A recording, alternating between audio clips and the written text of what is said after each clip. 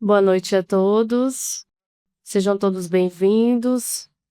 Aos que vieram pela primeira vez, podem trazer a água, deixar aqui na mesa. É também um ótimo tratamento para a gente levar para casa e seguir tomando durante a semana. A exposição que tem no andar superior já está disponível todas as terças-feiras. Vocês podem ou chegar um pouco mais cedo ou até depois da palestra subir e dar uma conferida na nossa exposição. Para quem pegou a sacolinha de Natal, temos até o dia 25 desse mês agora para ser entregue. E a data de entrega para as crianças vai ser em dezembro ainda. Mas é só para a gente poder se organizar. Esse mês a entrega de cestas básicas vai ser no dia 29. E como todo mundo já sabe, a gente recebe doações, né, de roupas, materiais de casa, cama, mesa e banho. Tudo que você tiver em casa que você não quiser mais, mas acha que pode ser útil para alguém, é muito bem-vindo. E as famílias que a gente assiste vai agradecer muito. Para quem gosta de acompanhar o trabalho e nem sempre consegue vir nas palestras, nós temos o nosso canal no YouTube, onde o Seu Oceano vai estar liberando as palestras depois de gravadas. E também tem outros conteúdos que ele traz também, muito importante, muito interessante sobre o Espiritismo. E no nosso Instagram você vê o tema do dia ou alguma atividade que a casa vai estar fazendo. Hoje, como leitura, a gente vai fazer uma homenagem à COP30 que está acontecendo esses dias e uma mensagem de Emmanuel de 1955, ou seja, 70 anos atrás, onde ele aborda esse tema sobre o meio ambiente. E essa mensagem foi enviada para André Trigueiro, onde ele fez um livro sobre espiritismo e ecologia. E vamos iniciar com essa mensagem. Repara a natureza. Repara a natureza que te cerca no mundo. Tudo é riqueza e esforço laborioso para segurá-la. O solo ferido pelo arado é berro milagroso da produção. A árvore, 1000 vezes dilacerada, orgulha-se de sofrer e ajudar sempre mais. A fonte, superando os montões dos seixos, pouco a pouco se transforma em grande rio a caminho do mar. Algumas sementes formam a base de preciosa floresta. Pedras agressivas se convertem nas obras-primas da estatuária, quando não vertem no seio a faiscante beleza do material de ourivesaria. Animais humildes, padecendo e ajudando, garante o conforto das criaturas contra a intempérie ou alimentam-lhes o corpo, sustentando-lhes a existência. A pobreza é simples apanágio do homem. Do homem enquanto se refugia, desaciado na furna da ignorância. Somente a alma humana distanciada do conhecimento superior assemelha-se a um fantasma de angústia, de miséria, de lamentação.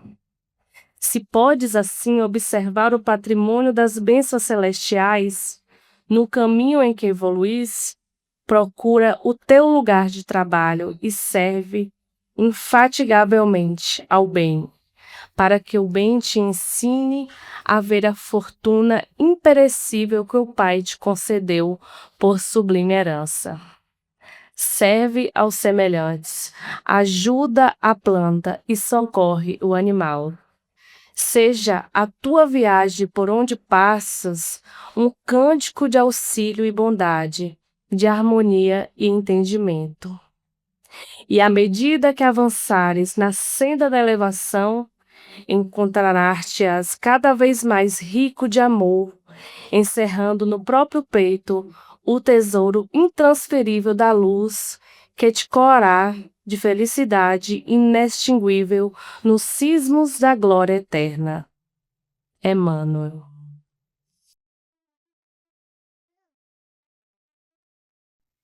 E seguindo com essa mensagem, vamos aproveitar esse momento de beleza, vamos serenar a nossa mente, o nosso coração,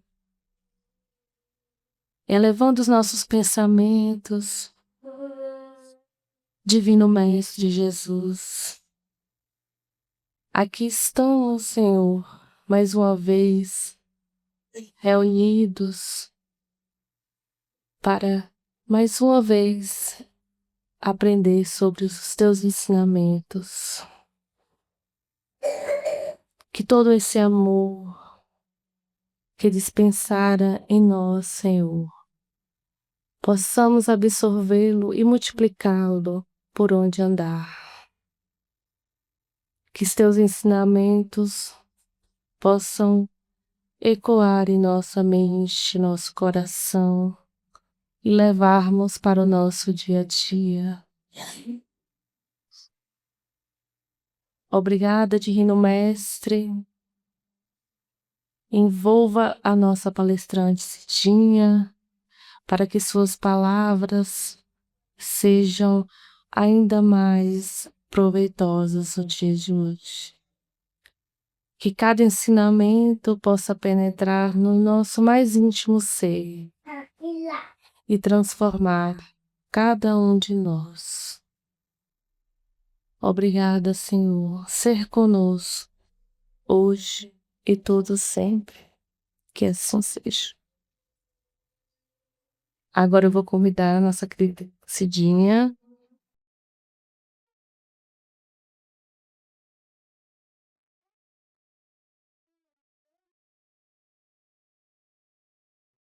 Boa noite a todos. É um prazer estar com vocês. A esses que estão chegando, tem outros lugares ali no canto, pode se acomodar. Aqui na frente também tem 3 cadeiras. Vocês podem se acomodar. Pode ficar à vontade, olha, tem mais 2 aqui. Tá bom? O nosso tema da noite, nós estamos estudando as bem-aventuranças, né? E no capítulo 10, trata da bem-aventurança os que são misericordiosos.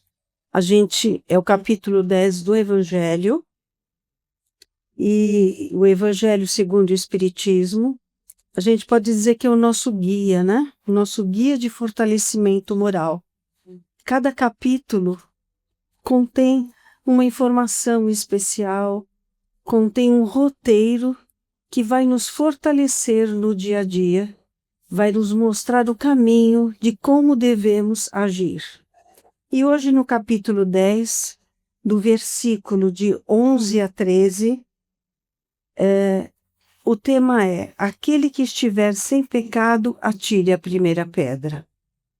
Então ele coloca no item 11, não julgueis, pois para não serdes julgados. Porque com o juízo que julgares os outros, sereis julgados, e com a medida com que medirdes, vos medirão também a vós. Para entender essa passagem, nós vamos olhar a parábola da mulher adúltera, né?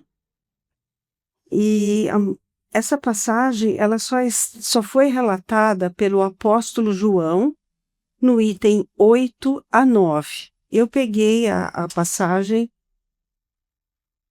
do Novo Testamento, da tradução de Haroldo Dutra, que é muito rica. Ele sabe hebraico e ele fez a tradução dos originais. E eu até, para quem achar interessante, é bom ter na cabeceira. E todo dia todos os dias pode efetuar uma leitura de cada um dos apóstolos, Marcos, Mateus, João, e é como se fosse revivendo a história de Jesus passo a passo, cada um através do olhar, né, de cada um desses apóstolos. É muito interessante, vale a pena. A gente se sente mais conectado com Jesus, né? Então vamos lá. Na parábola da mulher adúltera, é importante primeiro a gente entender que a adúltera, vendo o significado da palavra, ela basicamente ela se relaciona, ela é relacionada à infidelidade conjugal. Mas também a palavra adúltera, ela também quer dizer alterar e corromper. Então vamos lá, eu vou ler primeiro o texto e depois a gente vou levantando alguns apontamentos referentes ao texto para a gente aprofundar mais no significado. Então, 8:1, Jesus, porém, foi para o Monte das Oliveiras.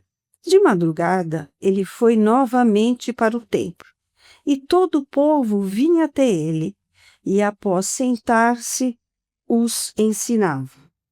Os escribas e fariseus conduzem uma mulher apanhada em adultério e a colocam de pé no meio.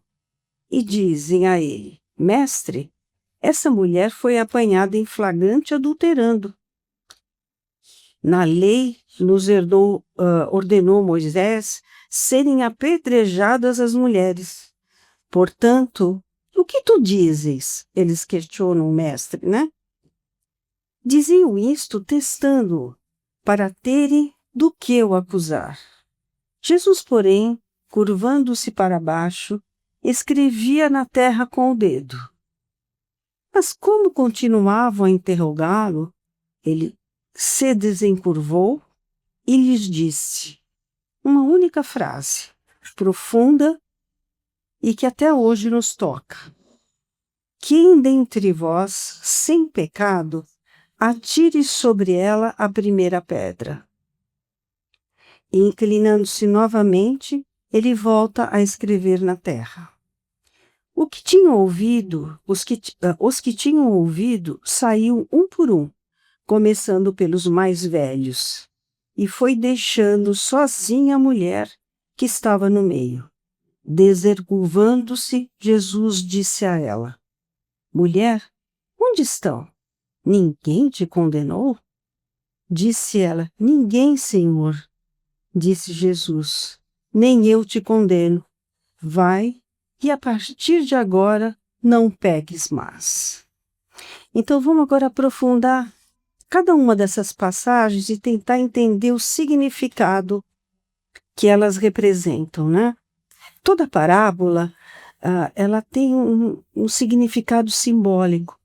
E Jesus não só falava através do verbo, mas toda a atitude dele tinha um sentido e um significado maior. Então, os escribas e fariseus conduzem uma mulher apanhada em adultério e a colocam de pé. Quem eram os escribas e os fariseus? Os escribas eram aqueles que copiavam a lei. Eram pessoas especiais, só eles poderiam copiar a lei apontada por Moisés. E os fariseus eram os doutores da lei, eram aqueles que observavam se a lei estava sendo executada ou não. Aí diziam a ele: Mestre, esta mulher foi apanhada em flagrante adulterando. Na lei ordenou Moisés serem apedrejadas as mulheres. A lei de Moisés, em Levítico 20, item 10, fala o seguinte: o homem que cometer adultérios com a mulher do seu próximo deverá morrer, tanto ele como sua cúmplice. Em Pão Nosso, capítulo 85, Emmanuel pergunta: cadê o homem? Por que só está a mulher? E aí ele completa: se a infeliz for encontrada em pleno delito, onde se encontra o adúltero que não foi trazido ao julgamento popular? Ela é a única responsável? Aí ele aprofunda um pouquinho mais o sentido, né? Se existe uma chaga no organismo, quer dizer, se existe um erro nesse organismo coletivo, requisitando intervenção a fim de ser extirpado, onde se oculta aquele que ajudou a fazê-la? porque só ela estava lá, né? Então a gente tem que se reportar à época de Cristo. Como era a mulher vista? Primeiro, ela não era contada no censo. Quando ela nascia, ela pertencia ao pai. Depois, quando ela casava, ela passava a pertencer ao marido. Se ela ficasse viúva, ela era, digamos assim, era dada ao irmão mais velho desse marido, né? E ela não podia conversar com o homem sozinha. Não participava de rituais e nem tampouco podia estudar. Naquela época eram poucos que estudavam, mas a mulher era terminantemente proibida de estudar, né? E se ela não cumprisse essas leis, era chamada de prostituta e colocada à margem da sociedade. Então a mulher tinha o olhar para a mulher realmente era muito pesado naquela época, né? E outra coisa também que é importante a gente saber que o apedrejamento naquela época era muito comum. Todos aqueles que não respeitavam as leis, eles eram apedrejados.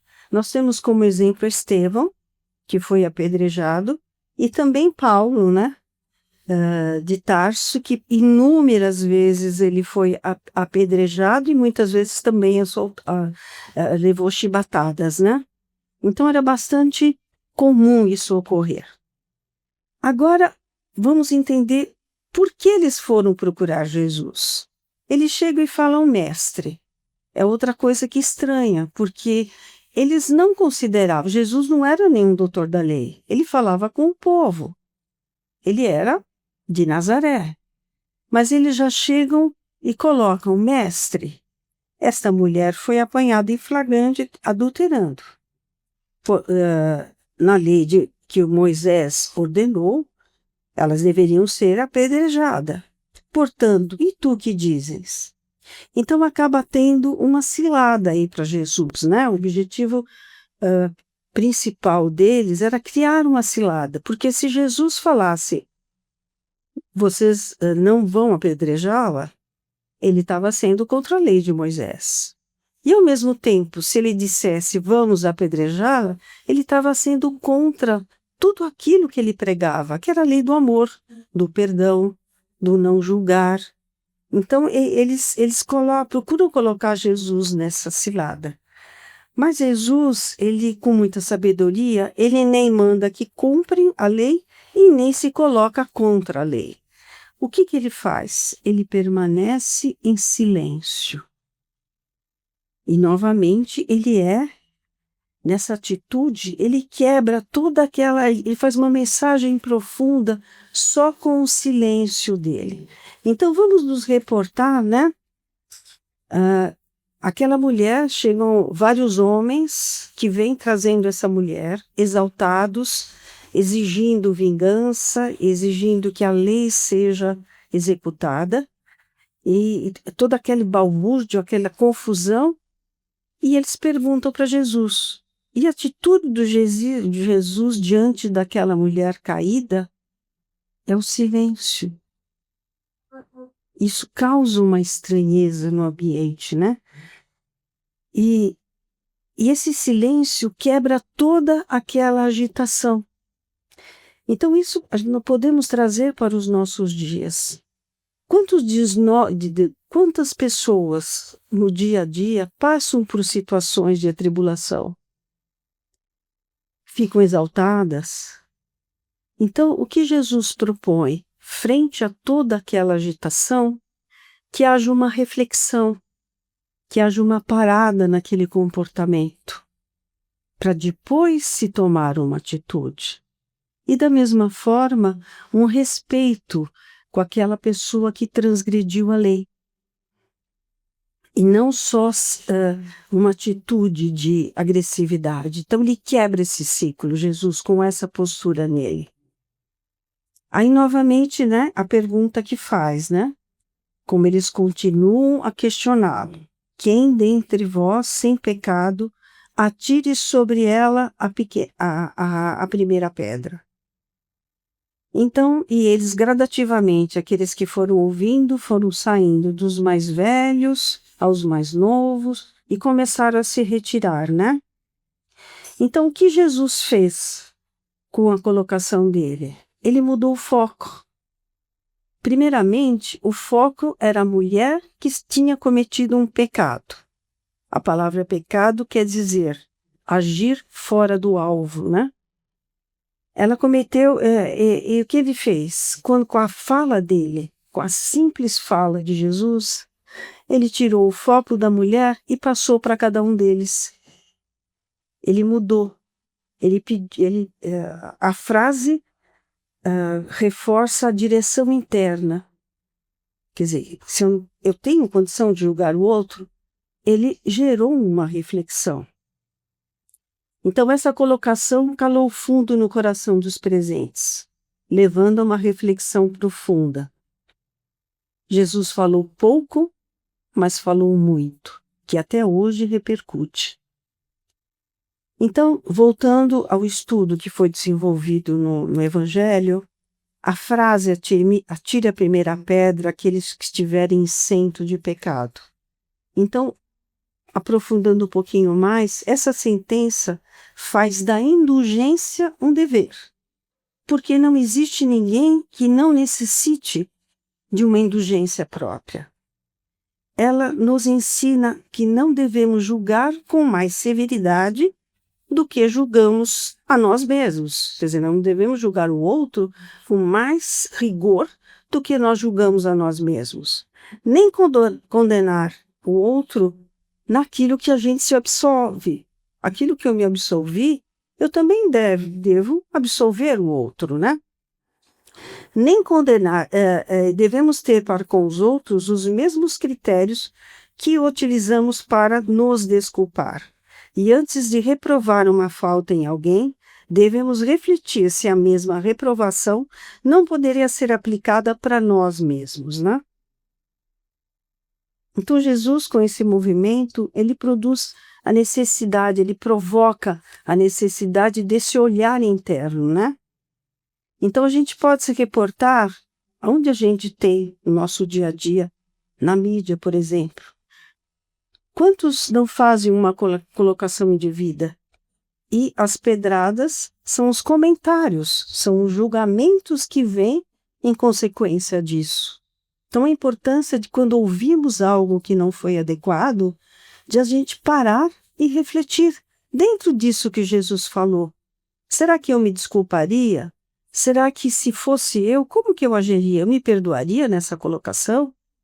Será que eu devo realmente agir dessa forma? E Jesus também levanta que quem tem autoridade para censurar deve ter uma autoridade moral. E novamente, né, então, descurvando-se, Jesus voltou para a mulher e disse: ninguém te condenou? Ninguém, Senhor, nem eu te condeno. Vai e a partir de agora não peques mais. Jesus não julgou a mulher. Ele não falou: não peca mais, não vai fazer isso de novo, hein? Ele não apontou o dedo para ela, porque ela já sabia o que ela tinha feito. Então vá e não peques mais. É uma oportunidade de, no dia seguinte, refazer a história e começar de novo. Que ele, essa oportunidade, ele dá para nós todos os dias. Quantas vezes a gente faz algo indevido, inadequado, só que nós temos o dia seguinte para recomeçar. Eu posso rever aquilo que eu fiz, meditar sobre isso e pensar nas possibilidades de agir novamente. Mas aí, completando, né? Buscando na Boa Nova, no capítulo 13, Pecado e Punição, de Humberto de Campos, ele coloca a estranheza dos discípulos dele quando Jesus não condenou a mulher. Vamos lembrar que eles eram judeus e que eles cresceram aprendendo essas normas contra aquele que não cumprisse a lei de Moisés teria que ser apedrejado. Então eles perguntam: mestre, por que não condenaste a meretriz da vida infame, né? Aí Jesus vai gradativamente, com muita calma, com muita serenidade, né, com aquele olhar bondoso dele, e aí ele começa a fazer com que João comece a refletir sobre a colocação dele. Quais as razões em favor dessa condenação? Sabes o motivo por que essa mulher se prostituiu? Terá sofrido alguma vez a dureza das vicissitudes que ela atravessou em sua vida? Ignoras o vulto das necessidades, das tentações que a fizeram a sucumbir no meio do caminho? Não sabes quantas vezes tem sido objeto de escárnio dos pais, dos filhos, dos irmãos, das mulheres numa condição mais feliz? Aí Jesus coloca, não seria justo agravar-lhe os padecimentos infernais da consciência pesarosa e nem sem rumo. Então que Jesus, aquele olhar que ele tem amoroso e caridoso, aquele comentário que ele pudesse fazer naquele momento, poderia agravar o sofrimento dela. Se a gente se reportar ao início desse capítulo dos bem-aventurados os misericordiosos, que ele vai mostrando esse roteiro de como agir, ele fala do perdão. Como que a gente tem que perdoar? Tem que perdoar com generosidade. Tem que perdoar não humilhando o outro. E perdoar com o coração leve, né? Então é isso que Jesus propõe, de não julgar, de ver as razões que João teria para a condenada e olhar como foi a vida dessa pessoa. Isso a gente pode puxar para a gente, né? Para o nosso dia a dia, trazendo para a atualidade. Mas mesmo assim, João, defendendo os princípios da lei antiga, afirma, ela pecou e fez jus à punição. Não está escrito que os homens pagarão centil por centil os seus próprios erros, ele fala para Jesus. E o mestre sorriu, sem se perturbar, e esclareceu. Ninguém pode contestar que ela tenha pecado. Mas quem estará irrepreensível na face da terra? Aí ele vai colocando vários exemplos, né?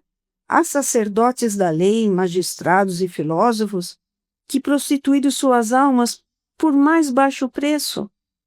Aí ele aponta, a hipocrisia costuma estar em todos os lugares, né? Enquanto se atiram pedras ao sofrimento. João, o mundo está cheio de túmulos caiados. Deus, porém, é o Pai de bondade infinita que aguarda os filhos pródigos em sua casa. Poder-se-ia desejar para a pecadora humilde tormento maior do que aquele a que ela própria se condenou por tempo indeterminado? Quantas vezes lhe tem faltado pão à boca faminta ou a manifestação de carinho sincero e angústia? Então ele vai apontando cada uma das possibilidades que João poderia pensar em relação a isso. Aí ele coloca, cada ser traz consigo a fagulha sagrada do Criador, e dentro de si o santuário da sua presença, ou a muralha sombria da negação. Mas só a luz e o bem são eternos e um dia todos os redutos do mal cairão, para que Deus resplandeça no espírito dos seus filhos. Então, o que ele está dizendo, né? O que ele fala? Fala, todos nós temos a semente divina dentro de nós. E cada um no seu tempo, no seu ritmo, vai evoluindo. Então, nós precisamos ser mais tolerantes e indulgentes para o nosso irmão que está na mesma caminhada que nós. E sempre lembrar, se estamos todos juntos aqui, neste momento, é porque somos iguais. Todos nós estamos tendo a experiência de aprender algo novo através do dia a dia, né? Essa é a grande oportunidade de estarmos aqui na Terra. Tem uma outra passagem também interessante, que é no Canais da Vida, Emanuel, capítulo 13, que ele fala a primeira pedra, né? Então ele fala, assim, muitos companheiros errados, ninguém nega. Você pode ser traído na confiança, às vezes eles pregam uma generosidade que nem sempre condiz com o que eles estão falando. E tem muitos que estão afundados na sombra, né? Mas o que ele sugere? Diante de semelhantes problemas, é natural que te sintas entre a mágoa e a revolta. No entanto, entra no santuário de ti mesmo, procurando compreender a nossa obrigação de auxiliar e servir, e reflete nas exigências da evolução. Quer dizer, ninguém regride, todo mundo progride. A gente pode ficar parado, estacionado. Regredir, não. Mas todos nós estamos num movimento de evolução e de progresso e de aprendizado. Coloca-te no lugar da criatura em dificuldade e enumera quantas vezes tem sido providencialmente auxiliado para não cair na tentação. Quantas vezes a gente recebe esse auxílio e nem se dá conta? Muitas vezes até com um pensamento, né? Eu vou fazer tal coisa. Aí vem aquela sensação, aquela intuição. Pensa melhor. Isso é um auxílio que a gente está recebendo, né? Para a gente refletir e olhar aquele passo. Não faça isso, que você pode ter consequências mais severas. A gente tende a ser avisado, né? Então medita. Nas horas em que os pensamentos infelizes te dominam a alma, nos momentos em que tropeças e cais, nas ocasiões em que te enganas e sofres, nos instantes em que lastimas as faltas que não desejarias cometer. E se você se sentir que você está longe da possibilidade de errar, que você estiver totalmente livre de culpa, então você vai poder atirar a primeira pedra. Então nós sabemos que nós não estamos preparados para isso, né? Então vamos olhar, nos vigiar, nos ter este olhar amoroso de Jesus, sendo condescendente não só conosco mesmo quando cometemos algum erro, mas também com o nosso irmão de jornada. E assim a gente faz com que a corrente do bem se multiplique, do bem amoroso, indulgente, voltado para todos nós. Tá bom? Muito obrigado. Espero que tenham gostado.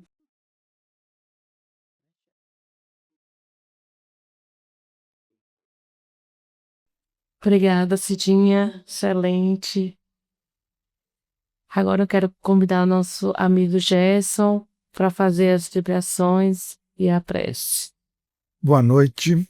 Então vamos lá. Continuando com o pensamento elevado ao Pai Maior, a Jesus, aos espíritos superiores amigos que aqui se encontram, que possamos assim vibrar em pensamentos positivos, em pensamentos ao bem, que possamos levar toda essa energia positiva que se encontra após esta palestra muito boa realizada pela Cidinha, que possamos assim vibrar por todos aqueles necessitados, Pai, por aqueles que passam pelas amarguras, pelos cárceres, pelas prisões, pelas drogas, bebidas, como o próprio tema hoje reforçado, por todos nós, Pai, que passamos por certas atitudes que prejudicamos o próximo, que possamos assim